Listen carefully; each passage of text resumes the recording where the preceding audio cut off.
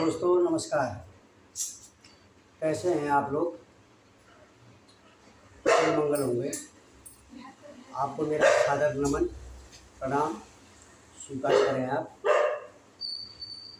और मैं आज जो है राधा नाम की महिमा क्या है कथा मैं आपको सुना रहा हूँ और आप सुनिएगा। कि बोले एक दिन बोले एक साधु महाराज एक गांव के निकट श्रीमद् भागवत का कथा कर रहे थे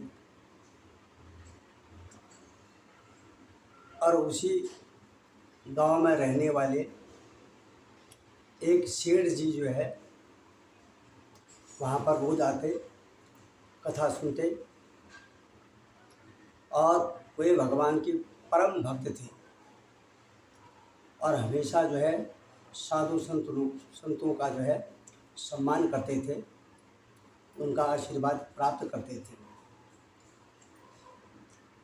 और संत महाराज जो है कथा सुना रहे थे और कथा सुनाते सुनाते कहते हैं कि धरती पर जीव जो है पाप कर्म करके बोले जो है नरक में जाता है, जो पाप कर्म करता है। तो यही बात सुनकर के जो है सेठ जी महाराज को परेशानी हुई कि बोले मैं तो भगवान का परम भक्त हूँ, मैं कथा सुनता हूँ, दान करता हूँ, पुण्य करता हूँ, गरीबों की सेवा करता हूँ, हमेशा दीन दुखियों के साथ रहता हूँ और हमेशा सबका कल्याण ही चाहता हूँ। ऐसी मैं हमेशा भगवान से कामना करता हूँ। तो संत जी महाराज से बोले कि बोले महाराज कि बोले मैं तो ठीक हूँ, मैंने तो पुण्य कर्म किए हैं, भगवान के प्रति और आपके प्रति मेरा बहुत बड़ा लगाव है। अब आप मुझे ये बताइए कि मेरा एक छोटा भाई है जिसकी उम्र जो है 50 साल है। उसने कभी ना भगवान का पूजन किया, न किसी सत्संग में गया, न कोई परोपकार के लिए कोई कार्य किया, हमेशा जो है अपने ही जिद में रहता है, कभी किसी का कहना नहीं मानता है। बोले मुझे चिंता हो रही है कि इसका कल्याण कैसे होगा। हे महाराज आप कोई मार्ग दिखाएं मुझे जिससे मेरे भाई का भी जो है कल्याण हो। मैं नहीं चाहता हूँ कि कल को मेरा भाई भी जो है उसको कोई कष्ट हो, कोई पाप करे और नरक में जाए, मुझे अच्छा नहीं लगेगा। तो मैं अपने भाई के लिए जो है अच्छा चाहता हूँ, ऐसा मुझे आप बताने की कृपा करें। और कहते हैं कि आप एक दिन मेरे घर आइए और मेरे घर में आकर के मेरे भाई से जो है आप मिलें और उसी को सत्संग सुनाएं, भगवान का संकीर्तन भजन सुनाएं और भगवान के कीर्तन के भजन से प्रभाव से बोले जो है उसका मन जो है शुद्ध हो जाएगा, ऐसा मैं चाहता हूँ। तो संत जी महाराज ने कहा ठीक है। तो बोले संत जी महाराज ने कथा संपन्न कराई। कथा के बाद जो है सेठ जी के घर गए और सेठ जी ने बड़े आदर मान सम्मान सत्कार के साथ बोले उनका स्वागत किया, उनके पैर पूजे, पैर धुले, सुंदर सा आसन दे करके जो है उनको भोजन कराया और जिस कार्य के लिए उन्हें बुलाया था उस कार्य के लिए उनसे कहा। तो बोले महाराज, बोला मेरा भाई अंदर कमरे में बैठा हुआ है, वो कभी हम लोगों के बीच में नहीं बैठता है, ना कोई समाज में अच्छे समाज में जाता है। तो बोले आप अपने संत जी ने कहा कि आप अपने भाई को जो है बाहर बुलाइए।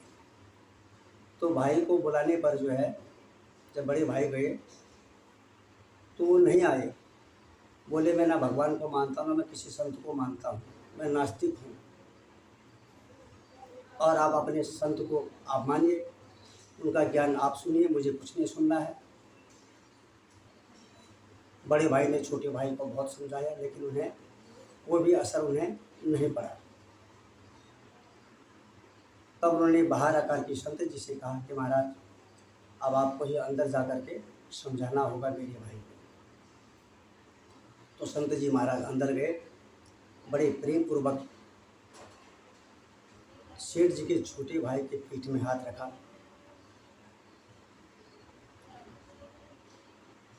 और उनसे बोले कि बोले आप जो है, आप क्यों गुस्से में रहते हैं, क्यों आप जिद करते हैं? आपने क्या कमाया है, कितना कमाया है, कैसे कमाया है? कभी आपने प्रभु का नाम लिया? कभी आपने समाज की सेवा करी? अगर आपने किसी की भलाई करी है तो आपने पुण्य किया है, लेकिन आपने ऐसा कुछ किया नहीं है। जो ईश्वर के नाम को नहीं जानता वो धर्म क्या जानता है? तो इसलिए बोले जो है, उनसे बोला कि आपको राधा नाम आपको जपना होगा। तो बोले राधा नाम वो नाम है जिससे आपका कल्याण होगा। सेठ जी के छोटे भाई ने बिल्कुल मना कर दिया, बोले मैं बिल्कुल नहीं जपूंगा, मैं बिल्कुल जप नहीं करूंगा, मेरे लिए कुछ नहीं है, मैं नास्तिक हूँ, मैं नहीं जानता कौन राधा है कौन क्या है। आप मेरे भाई लोगों को अपना ज्ञान बांटिए, आप मुझे ज्ञान ना दें आप। ऐसा जो है सेठ जी के छोटे भाई ने कही। फिर भी संत जी ने बहुत कोशिश करी, प्रेम से समझाया, बहुत समझाया, ये माने। तो उनके बड़े भाई के पास आकर के बोले, बोला आपका भाई बहुत जिद्दी है, बहुत घमंडी है, वास्तव में बहुत नास्तिक है, वो किसी को कुछ समझता ही नहीं है, लेकिन उसका कल्याण करना है। और आपने यह जिम्मा अगर मुझे दिया है तो यह कार्य आप मेरे पर छोड़ दो, और मैं ज़रूर करूँगा। लेकिन मेरी एक शर्त होगी, जिस कमरे में आपका छोटा भाई बैठा हुआ है उस कमरे में मैं ही जाऊँगा, आप लोग नहीं आएंगे। मेरे शर्त के अनुसार आपको मेरी बात माननी होगी, और मैं आपके भाई का कल्याण ही करूँगा, कल्याण ही चाहूँगा। तो संत जी महाराज तो बड़े दयावान थे, लेकिन क्या होता है कभी कभी थोड़ा सा कठोर होना पड़ता है। किसी के भले के लिए, किसी का जब कल्याण करना होता है तो थोड़ा बहुत दंड देना पड़ता है। तो संत जी महाराज ने जो है थोड़ा कठोर होकर के, तो टाइट होकर के जो है उनके छोटे भाई से बोला, आपको राधा नाम आपको बोलना ही होगा। उनने साफ मना कर दिया, बोला मैं नहीं बोलूँगा। संत महाराज ने बहुत बोला, नहीं माना। तो संत महाराज जो है उनके ऊपर बैठ गए, और जिसे जो है सेठ जी के छोटे भाई को कष्ट होने लगा, वो बोले आप मुझे छोड़ दो, आप मुझे क्यों परेशान कर रहे हैं, आप मेरे ऊपर क्यों बैठे हुए हैं? तो संत महाराज बोलते हैं कि जब तक आपने राधा नाम का जप नहीं किया तब तक मैं आपको नहीं छोड़ने वाला हूँ। तो संत महाराज के डर के मारे, भय के कारण जो है सेठ जी के छोटे भाई ने जो है राधे राधे का जप जो है शुरू कर दिया, लेकिन मजबूरी में, ज़बरदस्ती में। और संत महाराज मुस्कुराते हुए उनके सर में हाथ रखा, आशीर्वाद दिया, और बाहर आए। उनके बड़े भाई से बोले कि आपके भाई का कल्याण गया है, चिंता करने की कोई बात नहीं है। इतने में जो है संत जी महाराज को उन्होंने बड़े सम्मानपूर्वक अपने घर से विदाई दी। संत जी महाराज दूसरी जगह कथा के लिए निकल पड़े। कि फिर बोले जो है कि 5-6 महीने बाद बोले सेठ जी के छोटे भाई की मृत्यु हो गई। मृत्यु जब हो गई तो बड़े भाई को बड़ा दुख हुआ, परिवार पर बड़ा संकट आ गया। भाई का जाना बड़े भाई के लिए बड़ा दुख का कारण बना।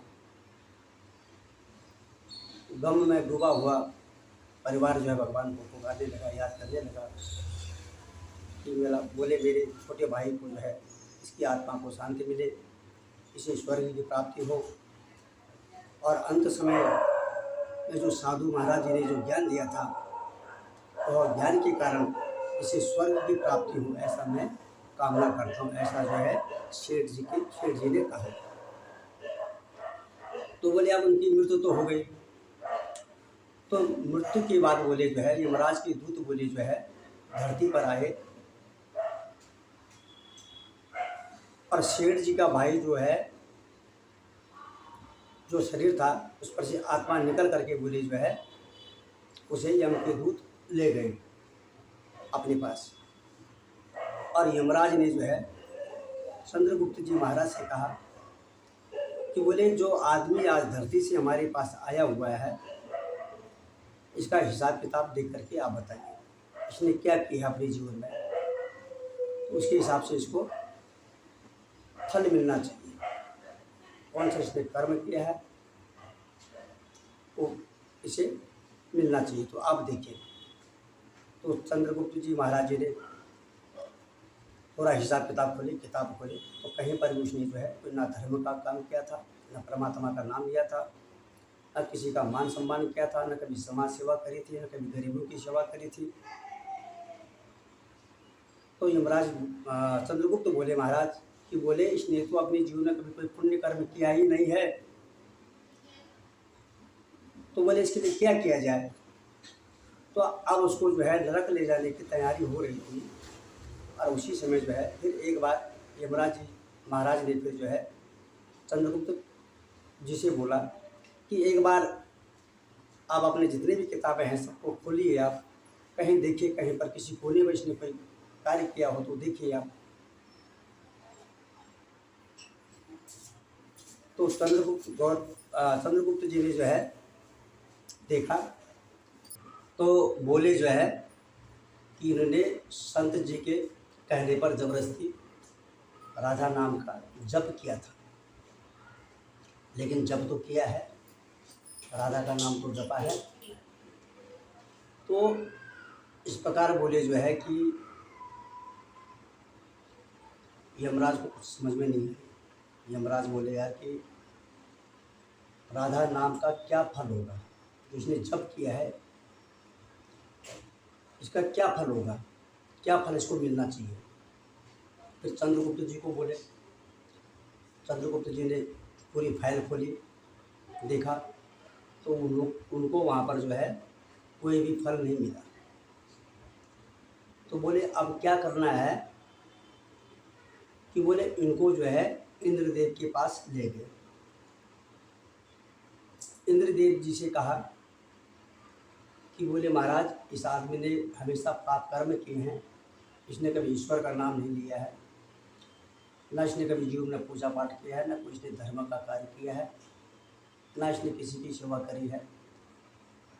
और इसने जो है कि एक बार इसने राधा नाम का इसने जप किया था, इस जप का क्या फल होगा आप हमें बताइए। तो इंद्रदेव जी ने भी देखा तो उन्हें भी इसका कोई फल नहीं मिला। तो नहीं मिला तो सबने विचार किया कि बोले अब हमको ब्रह्मा जी के पास जाना हो। तो ब्रह्मदेव के पास गए, ब्रह्मदेव को प्रणाम किया कि बोले महाराज बोला हमारे पास एक व्यक्ति आया हुआ है धरती से कि बोले इसने कभी कोई पुण्य कर्म नहीं किया है, इसने हमेशा पाप कर्म किए हैं,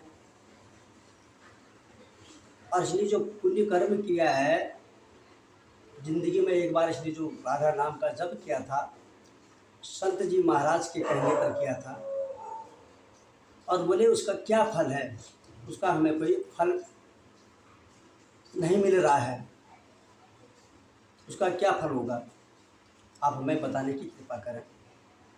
तब ब्रह्मा जी ने भी जो है देखा, जितना भी उनके पास ज्ञान था वो भी समझ से जो है बाहर हो गए। वो बोले भैया इसका तो पता मेरे को भी नहीं है, अब क्या किया जाए। तो बोले फिर जो है ब्रह्मा हो गए, ब्रह्मा जी हो गए, इंद्रदेव हो गए, यमराज हो गए, ये सब जो है शिव जी के पास चले गए और भगवान शिव जी को जो है पूरी बात बताई। और शिव जी से फिर वही बोले कि प्रभु कि बोला धरती से हमारे पास एक प्राणी आया हुआ है, एक जीव आया हुआ है जिसने जीवन में कभी अच्छे कर्म नहीं करे, हमेशा पाप कर्म करे। और एक बार उनने राधा नाम का जप किया था साधु जी महाराज के कहने पर, वो भी जबरदस्ती भय के कारण। बोले वो हमारे समझ में नहीं आ रहा है कि उसका क्या फल है, तो इसलिए हम आपके पास आए हुए हैं, तो आप हमें बताने की कृपा करें। तो भगवान शिव ने भी बहुत कोशिश करी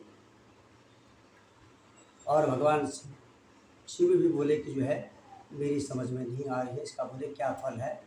बोला ये तो आप राधा रानी जी के पास जाकर के पता चलेगा, वहीं हमको जाना पड़ेगा। कहने का मतलब ये है सबको पता था क्या होता है कि जिसके बारे में हमने जो कहा है उसके बारे में आपको वही बताएगा, सबका मतलब यही था। इसलिए बोले कृष्ण दरबार में पहुंच गए, कृष्ण जी महाराज के पास गए, प्रणाम किया सबने एक दूसरे को। और कृष्ण जी महाराज बोले कि बोले हे शिव कि आपका आवागमन जो है बोले आज हमारे घर में हुआ है, क्या बात है, क्या कारण है, आपके साथ सभी मेहमान आए हुए हैं मेरे जो है, क्या कारण है। तब शिव जी बताते हैं कि बोले हे श्री कृष्ण कि बोले कि हमारे यहाँ जो आने का निमित्त है, बोले एक जीव धरती से आया हुआ है जिसने कभी कोई अच्छा कार्य नहीं किया है, पाप कर्म किए हैं, पुण्य कर्म नहीं किए हैं, ना दान किया, ना धर्म किया, ना किसी को ज्ञान दिया, ना कभी किसी की सेवा करी, ना किसी मंदिर में गया, ना किसी साधु संत ब्राह्मण छोटे बड़ों का किसी का मान सम्मान नहीं किया। लेकिन इसने जो है इसने एक बार जो है राधा नाम का जप इसने किया था, इसलिए बोले उस नाम की महिमा क्या है। इतना जब श्री कृष्ण भगवान ने सुना तो अंदर बैठी जो है राधा रानी मुस्कुराते हुए बोली कि बोले कि जिस व्यक्ति ने जो है जीवन भर जो है अच्छे कार्य नहीं करे, पाप कर्म किए, किसी का भला नहीं किया, और बोले मृत्यु के बाद जो है जब उसने अपने शरीर को छोड़ा था, जब आत्मा ने शरीर छोड़ दिया था, तो बोले वह व्यक्ति जो है बोले सबसे पहले तो यमराज के पास गया। यमराज के पास जो है इंद्रदेव के पास गया, बोला ये मेरे नाम की महिमा है। उसके बाद बोले जो है ब्रह्मा जी के पास गया, स्वर्ग लोक में भ्रमण कर रहा है, और उसके बाद शिव जी के पास आया, और अंत में जो है मेरे पास आया। तो बोला ये मेरे नाम की महिमा है, तो जैसा करता है वैसा फल उसे प्राप्त होता है। चाहे इसने ज़बरदस्ती बोला, लेकिन बोला इसने जीवन में एक बार बोला, डर के कारण बोला, भय के कारण बोला, लेकिन बोला तो, लेकिन बोला ये, इससे बड़ा चमत्कार क्या हो सकता है कि जो व्यक्ति जो है नरक का गामी होना चाहिए था, वो बताइए स्वर्ग में भ्रमण कर रहा है, इससे बड़ा और भक्त कौन हो सकता है। इसलिए बोले मित्रों जीवन में अच्छा करिए, अच्छा चलिए, अच्छा बोलिए। प्यार और प्रेम में बहुत ताकत होती है और सजनता ही आदमी का व्यवहार होता है। आदमी के बोलने और चलने मात्र से आदमी का पता चल जाता है ये कौन है, ये क्या है। और हमेशा अच्छा कार्य करिए, मेहनत करके 2-4 पैसा जो आप कमाते हैं मेहनत करके कमाइए, उसका सदुपयोग करिए, अच्छी जगहों पर खर्च करिए। अपने बच्चों को पढ़ाओ लिखाओ, दान करो, पुण्य करो, गरीबों की सेवा करो, बीमार लोगों की सेवा करो। जो अच्छा होता है, जो आपको अच्छा लगता है, वो कार्य आप करें। और एक दिन यहाँ से सबको जाना है, तो अच्छे कर्म करके हम लोग जाएं और भगवान का कीर्तन भजन करें, भगवान के नाम का प्रचार करें और अपने जीवन को धन्य बनाएं और उत्तम फल की प्राप्ति करें। और जैसा आप कर्म करोगे आपको तो मिलेगा मिलेगा, लेकिन जो ऊपर आपके पितृ लोग हैं उनको भी जो है उसका सुख प्राप्त होता है। और जो आपके पीछे परिवार है, आपके कुल कोटि के लोग हैं, उन्हें भी उसका सुख प्राप्त होता है। तो अच्छा कार्य किया जाए। पता चला क्रोध में हमने बहुत गलत कर दिया, इसका हमें पश्चाताप भी नहीं करना है। अहंकार में, घमंड में, तो उस अहंकार घमंड को त्याग कर देना चाहिए। गलत हुआ है, हाथ जोड़ करके जो है, नम्र हो करके जो है माफ़ी मांगने में कोई हर्ज नहीं है। क्योंकि यहाँ पर हमको समाज को दिखाना होता है, हम अपने आप को, कोई हमको देख रहा होगा, कोई क्या बोलेगा, कोई क्या नहीं बोलेगा। लेकिन मैं तो एक ही चीज़ बोलता हूँ, ऊपर वाले से डरो। उससे ज़रूर डरिएगा। आप कमाते हैं, पैसे कमाते हैं, पैसे लाते हैं, उस कमाई में किसी की हाई तो नहीं है, आपकी मेहनत की है, किसी ने प्रेम से दिया है। वह कमाई कहाँ खर्चा हो रहा है। घर तो आदमी बहुत बना लेगा, बड़े बड़े कोठी बंगला बना लेगा, लेकिन कमाई का स्रोत क्या है, तो उस चीज़ को देखना है कि हम जो कमाते हैं उसका जो है सदुपयोग करें, अच्छे जगहों पर खर्चा करें। और मित्रों, ये कथा यहीं पर संपन्न होती है। कुछ गलतियाँ हुई उसके लिए क्षमा चाहता हूँ और आपका भी कल्याण हो।